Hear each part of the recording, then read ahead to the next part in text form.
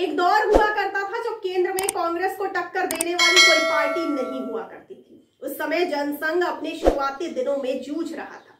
कांग्रेस से इंदिरा गांधी अपना शासन चलाया करती थी। इंदिरा की नीतियों के सामने कोई दूसरी पार्टी को फंड देने की बात सोच भी नहीं सकता था।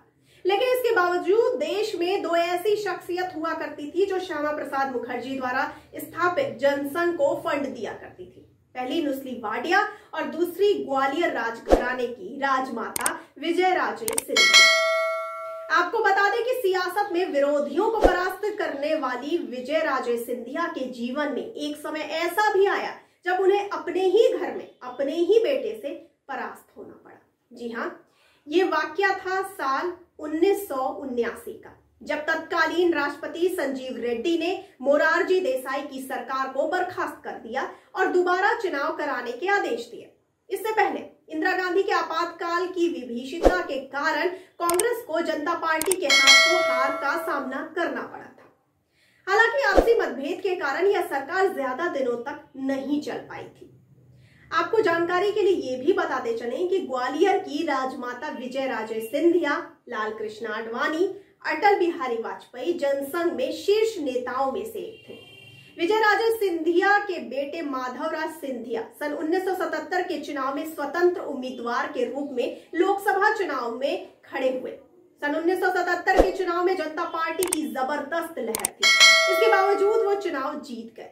साल 1980 में इंदिरा गांधी ने माधवराव सिंधिया पर दबाव डालना शुरू किया कि वे कांग्रेस में शामिल हो जाए। माधवराव सिंधिया उस समय असमंजस की स्थिति में थे।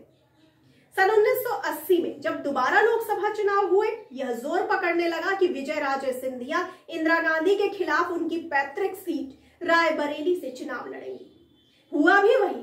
राजमाता ने कांग्रेस की पारंपरिक सीट रायबरेली सीट से जनसंघ के टिकट पर इंदिरा गांधी के खिलाफ चुनाव लड़ा।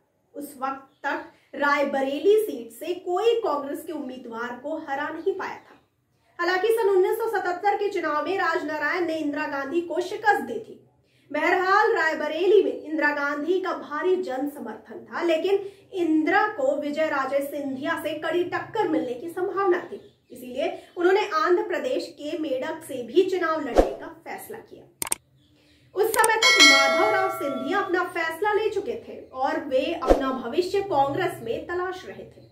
गांधी परिवार में राजीव गांधी से माधवराव सिंधिया के काफी करीबी संबंध थे। ऐसे में राजमाता के फैसले से उन्हें परेशानी आना शुरू हो गई।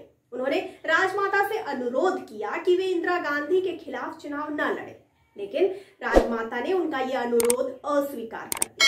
राजमाता ने बेटे माधवराव को समझाया कि भले ही हम राजनीति के दो छोरों पर खड़े हों, लेकिन इससे परिवार और घरेलू संबंधों पर आंच नहीं आनी चाहिए।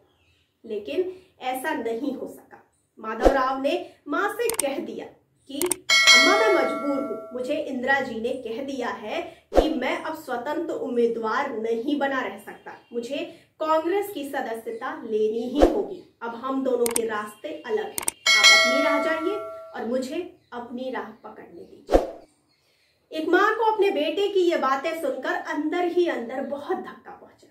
अपनी आत्मकथा में राजमाता ने लिखा है कि और इस तरह हम दोनों दो विपरीत रास्ते पर चल पड़े।